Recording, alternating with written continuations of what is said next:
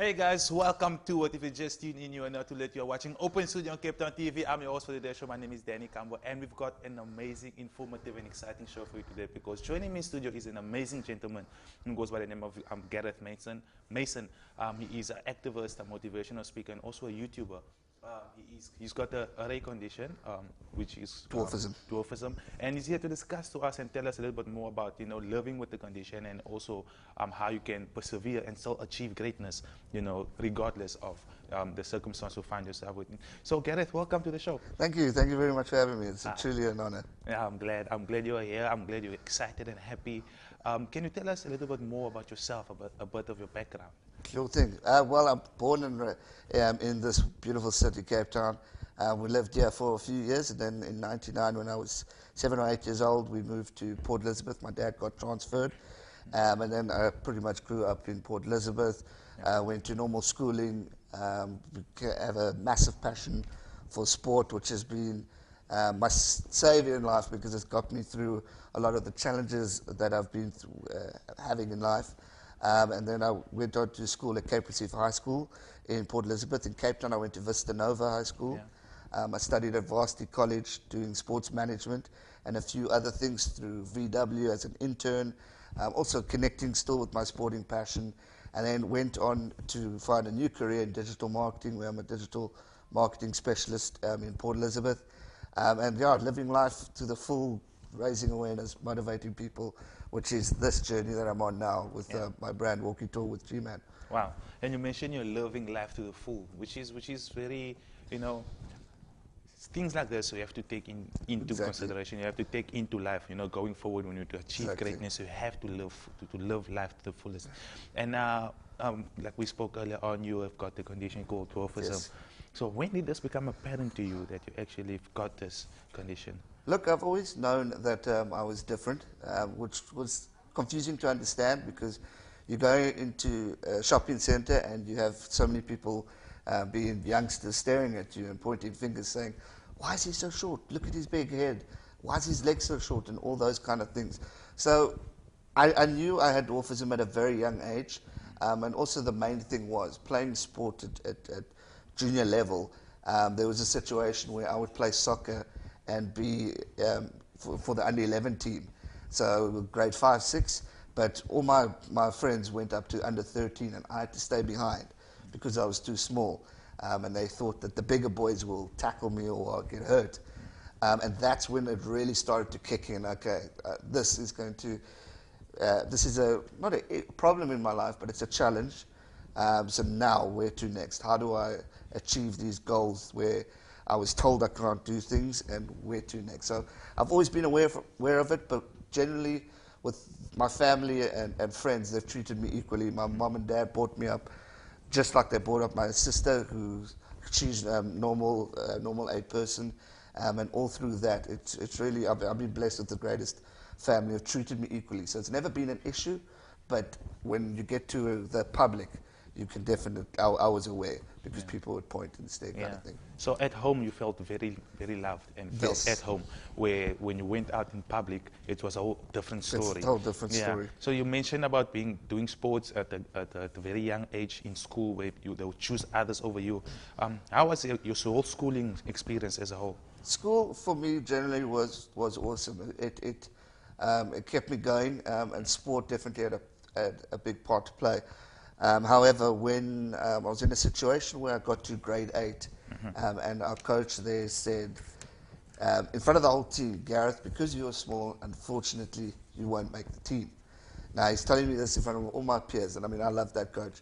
I still do. Got a lot of respect for him, but it was a dream crusher. He just told me I could not achieve my dream of playing cricket for my high school cricket team. So what do? You either sit down or feel sorry for yourself, or do you keep on trying?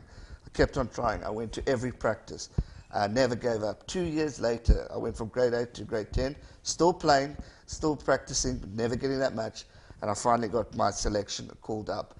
And I played my first cricket match. I got a wicket on my third game. I shocked everyone because people would laugh when I start going on to bowl and think, this is going to be easy. We're going to take him, we're going to hit him for a 6 or bowl him out. And that was the greatest feeling, was when I proved those guys wrong. I bowled the guy out and he just literally stood there. It's like, what's going on? And then he actually came up to me and shook my hand. And then carrying on, got to play cricket. And then in my final year, in matric, I became first team cricket captain. To this day, probably the smallest cricket captain at Cape Recife High School. Wow. So you have made a name for yourself. I've definitely tried my best to do it. Obviously, rugby, which is a big love of mine to watch, to enjoy, and even soccer, I knew there would be complications because you guys are taller. So and I'm not the quickest of people, so that would always be a challenge. But cricket was my dream to do it. I didn't see height, whereas a lot of people saw height, and yes, there were challenges, but I did end up getting it and achieved my ultimate dream of becoming captain, which I never thought I'd ever get. Definitely living life to the fullest. Definitely. Have you had any support system in the school? Yeah, I really have. I mean, the teachers at the school were brilliant. They all treated me equally. Look, I never felt in my life that I was different. I always knew I was different, but through my closest friends who are friends with me to this day, they've always treated me equally. Through friends I've got now, from varsity growing up, I've always been treated equally. And the support group is what prevented bullies and all that from getting to me, because they were always looking out for me and keeping me going. And as I said, my mom and dad brought me up equally. My sister treated me equally with the love and respect. And that has been my saving grace. It's kept me going because I never saw anything as a challenge. And if I did see a challenge that maybe I couldn't have gotten, I would have worked so hard to achieve it. And I love proving people wrong. That was the biggest reward ever, is when I shock them. Yeah, and that's a good thing to say, proving people wrong, because they think, or many people are thinking that, once you've got a disadvantage to something, or a disability, so to speak, they cut you off certain things. You cannot achieve this because of. You cannot go there because of. Now they put in barriers, that like you mentioned, bullies could not get to you, but there are those out there that are suffering, not just physical, but mental bullies. Have you heard of anything like that? I have. I actually, just about a month ago, I heard a story that really broke me down, because there was a young boy of 8 years old. I'm just going to say that again, 8 years old. He was bullied. He's from Australia, and he was bullied to a point where he attempted or tried to commit suicide 3 times. Now, the question is to think in your life how cruel some people could be to go through that, and that really was one that really upset me. All right. Okay, that is very heart touching, to hear something like that, an 8-year-old. And for those that's watching at home, guys, we're going to take a short break. When we come back, we're going to continue with our conversation with Gary. So do not go anywhere. If you're sitting there with a condition, that might be just for you. So stay tuned.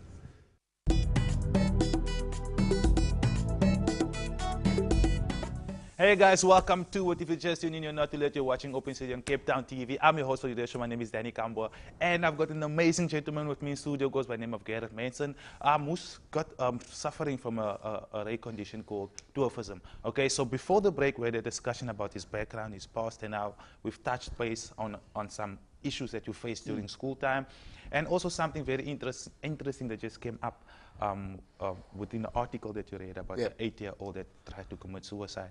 Okay, so I'm just going to let you continue on that, because I see that one actually touched you more. It did. Yeah. It did, because you are 8 years old, and the youngest stage of your life, you're either going to grade 1 or 2, and the kids at his school were bullying him, calling him names, making fun of him, and it just got to a point where he thought, what's the point of living a life? But thank goodness for his great mother who helped him get through this, motivated him to let him know that, yes, we are different, but there is the light at the end of the tunnel. We just need to make that decision to go out there and achieve the dreams that we want to put in place.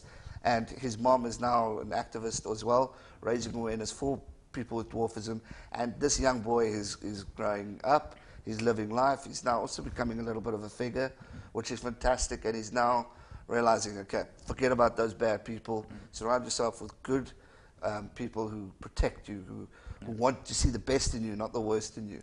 And now he's doing very, very well. But it was a story I read a month ago, and it got me to a point where I thought, we need to do more in South Africa to help raise awareness for more people out there. I know of dwarves in Cape Town, I know of dwarves in Joburg, and a few even in PE. And it's important for all of us, whether we have a physical or mental disability, or we are just normal, like yourself. We need to help these guys out to prevent a situation like that from happening, where an 8-year-old, a young boy who doesn't know much about life, still got so much ahead of him, has to have that decision of doing something like that. And that was a story that has just convinced me into a total new level to do what I'm doing and to do it even bigger. Yeah, and the important thing is just a mind change. You know, you have to adjust your mindset, Yes. and that is not just for people with dwarfism, but for everybody. Yes. You know, we have to stop saying that, you know, because you're of a certain height, because you have a certain look, then that makes you normal. Correct. You know, that is not the case. And many people face different challenges, many people face different circumstances, and we all deal with it differently. Yes. And you are dealing with it in your own way, which is of a positive, you know. And so for those that is watching, you know, there's that child at home that's probably got the same condition, afraid to go out. What message do you have for that child? Never give up. Follow your heart, follow your dreams, follow your passions. Don't let someone be the destroyer of your dream. If you have a dream to climb Table Mountain, go climb Table Mountain, because anything is possible. Obviously, having dwarfism, you're limited to various things in life. But it's important for you to create those dreams, whether they're extravagant or out of this world. Go out there and do it. I was told I couldn't play cricket. I went out there and proved those people wrong. I've got a passion for sport. I kept it going. I've got a passion for the family, who have been my support system, and my friends to this day who have gotten me through my biggest challenges in life. And surround yourself with the best people in the world, and also just go out there and take those challenges and make them your success stories. Make it your masterpiece. Yes, sir. Wow. So for us as a nation, you know, you mentioned that you know of those in Cape Town, Yes. Johannesburg, a bit in PE. So they are everywhere, you know. So for us as a nation, as parents, as leaders, Yes. how can we join hands? How can we raise awareness and protect our children, you know, suffering from this condition? Yeah, I think the best bet is the beauty and the power of social media is connecting with parents or young individuals who are wanting to step out and do the story. Look, I've not always been a person to talk about this, because I would hate going to shopping centers, because you'd be surrounded by people who would make fun of you. But then there was a point in my life when I thought, you know what, forget about that. Make that your story to help those who have the same problems. Yeah. So going out there, and if someone says something, maybe approach them and say, hey, that wasn't quite nice, but here's why I am like I am. And going out there to really to educate the people. So I would say definitely social media. There's these brilliant organizations in the UK and America that's called Little People Association in the States or UK, and they build together to raise awareness, having educational posts. And I know it's been tried to start in South Africa. There's a mother of a dwarf called Joshua from started in Cape Town himself, and she's done amazing things to raise awareness. She's got a page on Facebook called Little People Association of South Africa, and she's done a lot to help it. Now, it's important for us to unite together in platforms like we're doing right now, and getting the message out there. Yes. to create it, because there are a lot of dwarves in South Africa, I know, that we're just not aware of. And it's those guys who I want their voices to be heard, Yeah. and for them to come out and share their success story like I'm doing right now. I'm still young, I'm 28. I've still got a lot more to go through in life, challenges or success stories. And I want them to join me on this journey, and maybe their story could inspire me. I mean, that youngster I was just talking about, Joshua, he's got Western Province colours for supporting disabled people. I mean, that's amazing. He's going out there, and it's those opportunities that are now being brought to us, which I think is absolutely fantastic. And if we can continue that with the power of social media, the power of a family, strong people who support, we can create a great, great world and raise awareness for these guys to prevent someone like an 8-year-old who is sadly living an unfair life because of bullies. Yeah, wow. And you mentioned social media as being one of the #1 platforms to do this. And I believe you are running a YouTube channel. Yes. Yes, tell us a little bit more about your YouTube channel. The YouTube channel I created two and a half years ago, approaching 3 years now.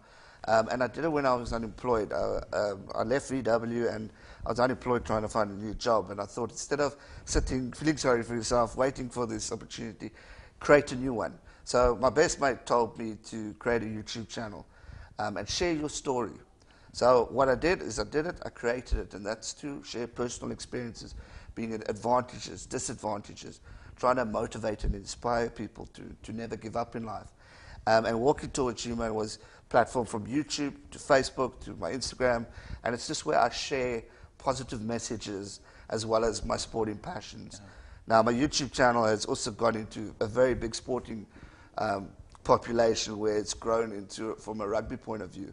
And there's a special reason why that is because I couldn't play rugby as a youngster because I'm too small. So I created the platform to help me express my love and passion for the sport, where I'll review games, preview the games, give predictions, talk about various things, whether it's the Springboks or Super Rugby.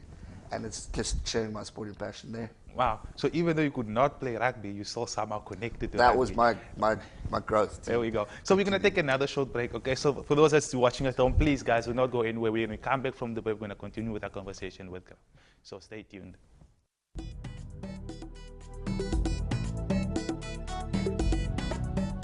Hey guys, welcome to what you are watching Open Studio in Cape Town TV. I'm your host for the day show. My name is Danny Kambwa. I've got an amazing gentleman with me in studio if you just tune in.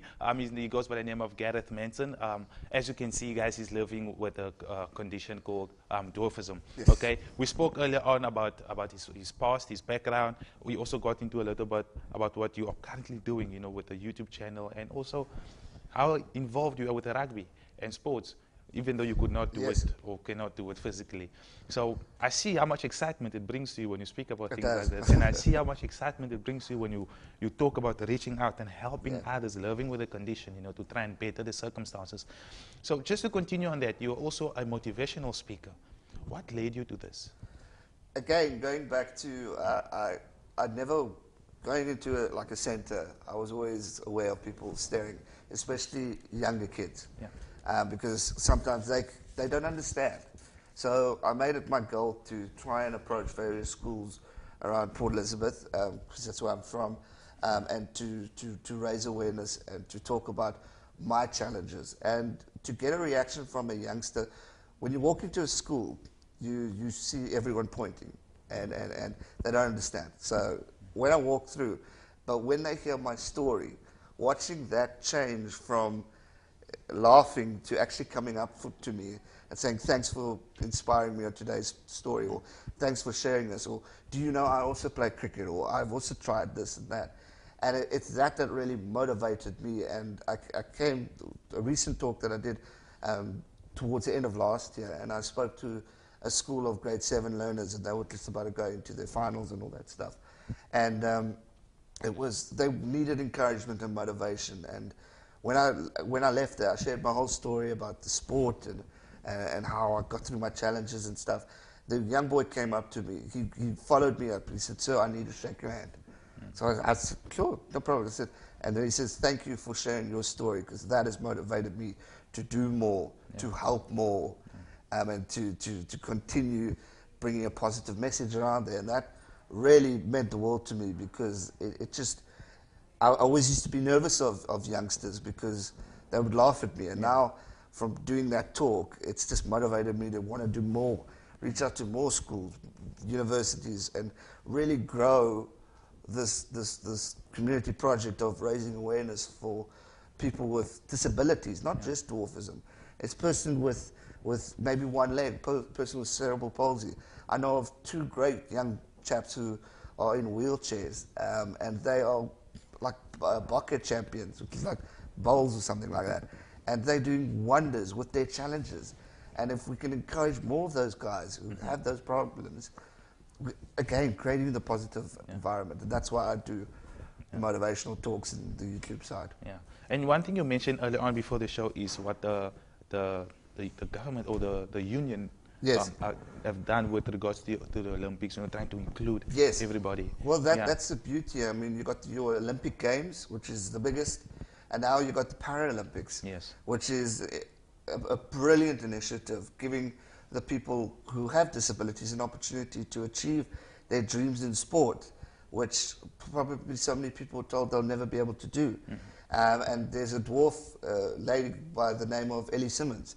She's in the UK, and she's just got a gold medal. And she's a dwarf, swimming against normal able-bodied guys, but maybe with a mental issue. Hence why they're in part of Paralympics, or one leg, but they still got big, strong arms to swim.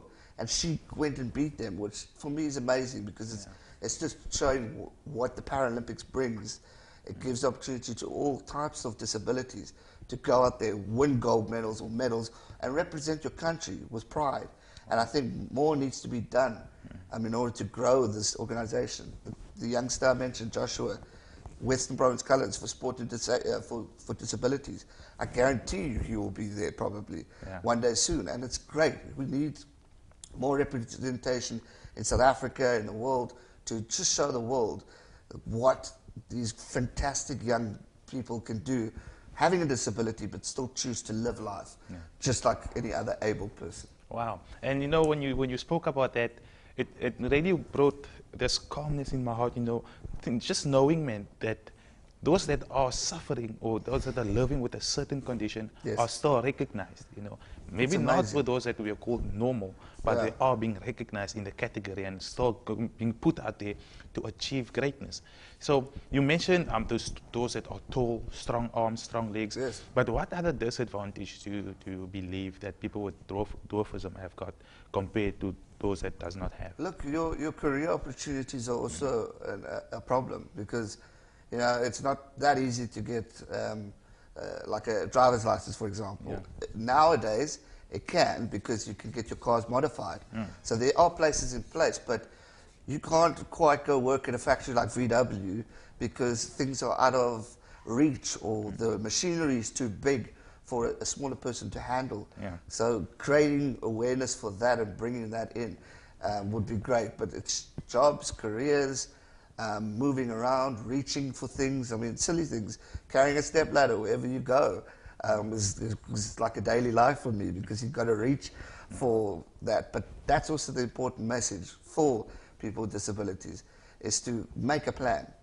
Go get that step ladder. Be proud. It's like my parents thought, no, we can't move everything down for you because we all rather let you go for it. And by working for it and getting things on my own has brought the confidence within me to go out there and to do what I'm doing. Is because they treated me equally. They didn't give me the advantages or the easy treatment, or my sister, like the favoritism, if you know what I mean. It was equal. And that was a powerful thing for me. Wow. So for those that's watching now that wants to know more about you, get to know more about the YouTube channel, you get in contact with you as a personal speaker, how can they do so?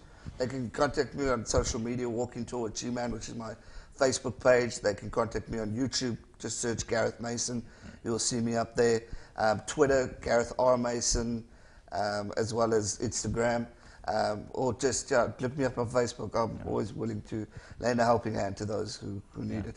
Wow, so earlier on you gave out a message to those that are living with the condition. So now I just wanted to give a message to those that's not living with the condition but might have someone within the family or a friend.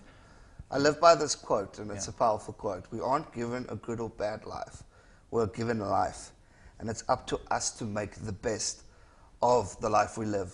We can't be let down by people who are either jealous or bullying and all that stuff.